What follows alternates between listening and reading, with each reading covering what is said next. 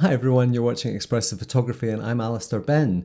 Do you get frustrated with your photography? Do you get frustrated just with the whole act of trying to be a photographer in this current marketplace and in this current social media platform? Do you get frustrated with your photography? If the answer is yes, then maybe we can dive into that subject today and look at the reasons why we get frustrated, how valid those reasons are, what we can do about it, and how to move forward to generally be happier, better photographers, doing it for the right reasons and feeling as if we're actually getting something out of it rather than just being frustrated. Every week I get loads of DMs and emails from people, and one of the most common things they say is that they're feeling frustrated, they're hitting plateaus, they're not feeling creative, they're struggling to make photographs that they feel are valuable. And increasingly these days as well, they feel undervalued, that their work isn't noticed or recognized for the quality that they believe it is. So in this video, I want to look at some of the reasons why we get frustrated, and then I'm going to split it into a few videos over the next few weeks to look at each of these topics in more depth, so that perhaps over the coming weeks you can get a broader concept of where you fit in this spectrum and maybe recognize some of the reasons that do make you frustrated with your own photography and how you can move on to overcome that, really. I think there's three main metrics that people get frustrated about, and most of them are used or are the result of comparative language. We're comparing ourselves to other people. I think if we just created in a box on our own and did our own thing, we would generally feel less frustrated just because we would be self-actualizing more often. But the main three areas that I can think of these days are popularity, the whole concept of locations and the opportunities that some people have that other people do not to photograph in these locations, and thirdly, creativity. I think we get envious of other people's popularity, we get envious of the locations that other people get to photograph that we do not, and we get envious of people seeing things and being creative in ways that we can't imagine. So in today's video, I want to look just at the whole concept of popularity. So I think the first question we have to ask ourselves is being popular necessary for us to feel good about our photography, or for us to feel actualized by our photography? I think this really boils down to two different types of people. One are people like myself, where my photography is my business, my education material is my business, writing ebooks, running the Expressive Photography Forum, giving lectures, talking, producing prints, producing books. All of these things are my business. This is how I make my living. So a degree of popularity is necessary for me to grow my business. We have 26,000 plus subscribers here on the Expressive Photography YouTube channel. There's nearly 40,000 people on Instagram. Now, in terms of popularity, that's a lot more followers, I guess, than other people, but it's a lot less than other people. Do the number of followers impact my business? Yes, they do. So this is the great juggling act, is that if your photography is your business, then a certain amount of popularity is necessary, and it absolutely equates to the type of income that you can generate from your work. The second thing is self-esteem. Do we measure our own self-esteem by how popular we are? Does having thousands of followers on Instagram make you feel better about your own photography? Or are you more bothered about the quality of that photography from a more objective, or rather more subjective point of view? And I think here's the first question that I would like to ask you is, would you rather be brilliant and unknown, like truly gifted artist but unknown, or would you rather produce generic work and be incredibly popular? I think that's a question that we can all dive into, and I think it's something that's very interesting from my point of view. Obviously, I strive, I suppose, to be both. I would like to be gifted and incredibly creative and feel authentic within my own self, but I also would like to be popular or more popular than I am purely because my popularity is linked to my income. So I'd be interested for you to jump into the comments there and give me your honest answer, generic and popular or gifted and unknown. I'd be delighted to look at some of those responses. I want to dive into my Lightroom catalogue here, and I've chosen some images that over the last few years have been quite popular for different reasons and in different places. If we look at all of them on the screen there at once, it's very easy to see that most of them have quite high impact. There's a couple that are less impactful, say these, or they're impactful in different ways. So if we dive into the first here,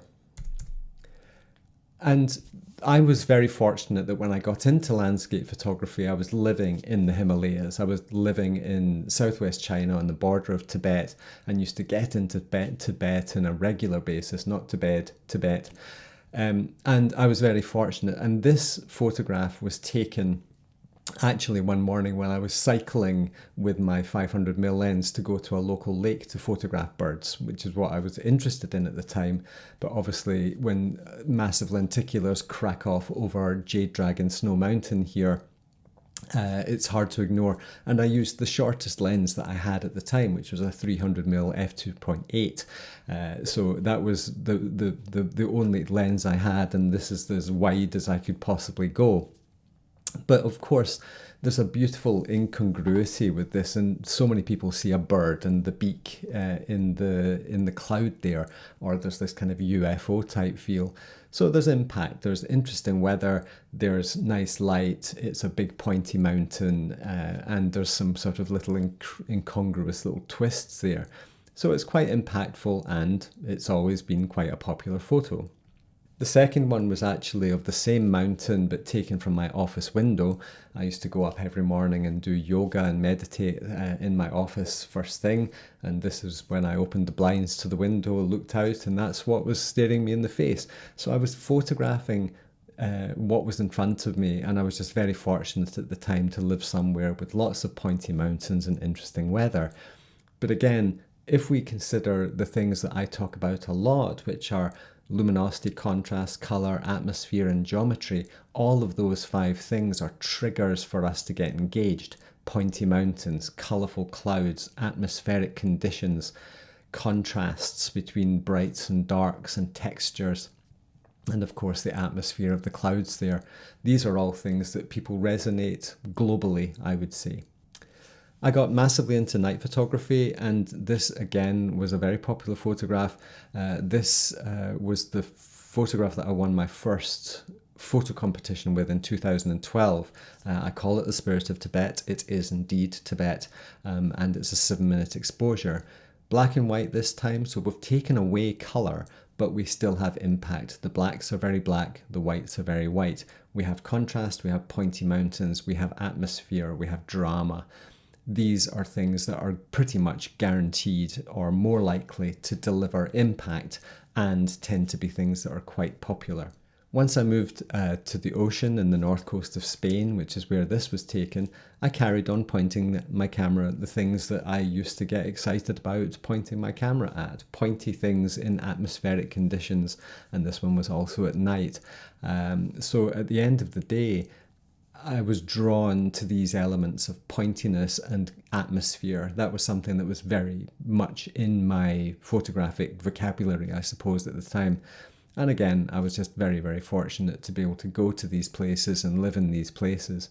And again, it's all about people want to see something that impacts them, particularly in the social media arena. It's much, much easier to get noticed by producing impactful work. But we will get to the flaws of this later. Iconic locations. This is Kyrkjafell in Iceland.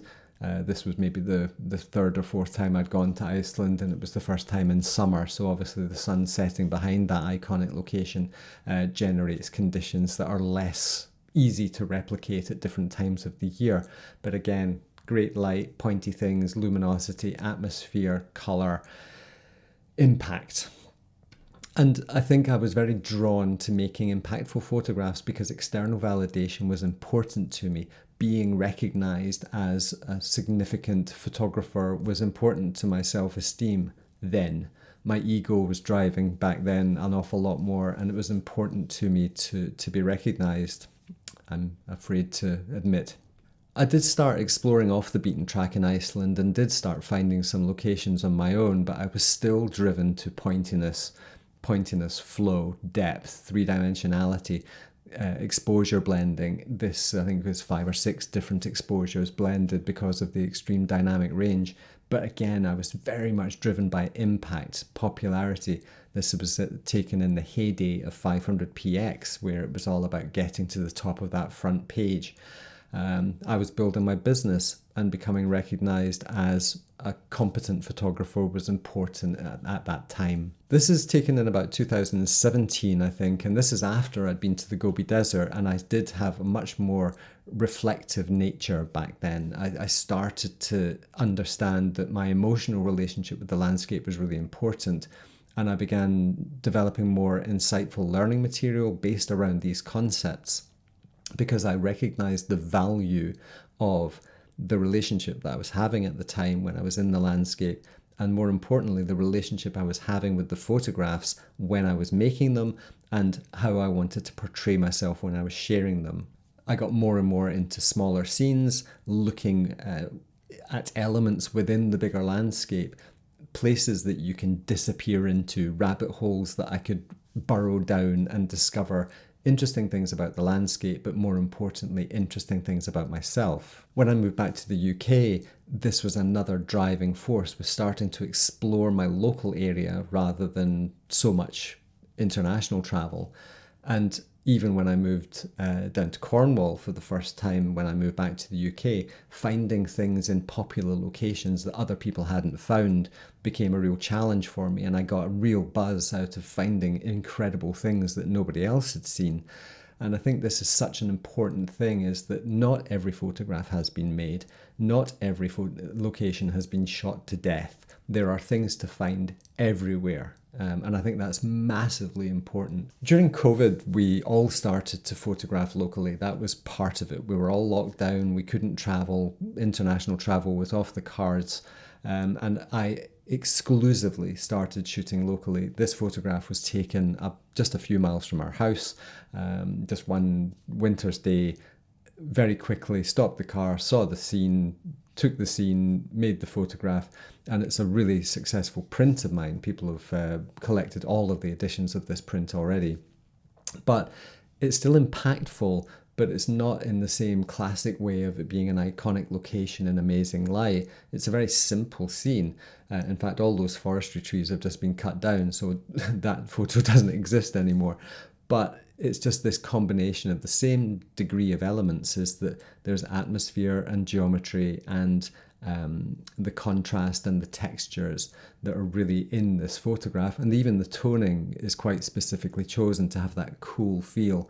So I believe this is quite an expressive photograph, and it's proven to be incredibly popular. So I think popularity can suddenly become a function of, yes, be impactful, but it doesn't necessarily have to be icons in great light. I think we become more popular when we start being different, when we start showing people things they haven't seen before, even if they're from familiar locations. And I think this is where we can find that balance between pure popularity and creative integrity, where we feel as if we're producing work that's personally meaningful, has personal value, but at the same time can be somewhat successful in social media, which is where most of us share our work, because people are scrolling, and if they just see icon, great light, great processing, we get to that situation where we just get fatigue. Photo fatigue is one of the biggest things these days, and therefore the people who are producing insightful, thoughtful, meaningful work are becoming more recognized just because they're breaking the mold. Another shot from lockdown, taken less than a mile from our house. The same, it's impactful, it's quirky, I find it quite humorous in a way, but equally very thoughtful.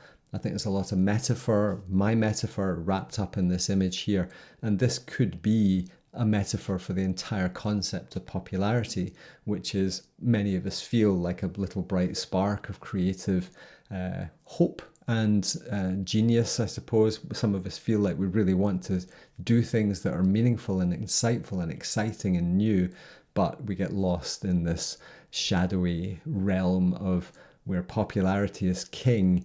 And I think that is the biggest cause of frustration, or one of the biggest causes of frustration. What I would like to encourage you to do is to see where you are on that timeline. Are you a successful photographer who relies on popularity for your business? Are you someone who really feels that most of your self-worth is wrapped up in external validation? In which case, you are always going to be striving to please other people and give them what they want. If you end up in a conflict between what you want to produce deep in your heart and deep in your creativity and where you really want to go as an artist, and all you ever produce is stuff that other people are going to consume and want more of, then you are going to be conflicted, you are not going to feel happy, you're not going to feel self-actualized, and you're not going to value your own work. That is not a good place to be, and I would strongly urge you against that. I've really been trying over the last few years to find that balance between the authenticity of my own creative output and balancing that with the popularity that I need to run my business. Every time someone signs up to join our expressive photography community, we make money and we find another client and somebody who we can help to move their creativity forward in their unique and incredibly creative ways. Equally, when anybody buys our ebook packages or our videos, that is money that helps us to pay our heating bills and to put food on the table. So popularity is inexplicably linked to our financial success.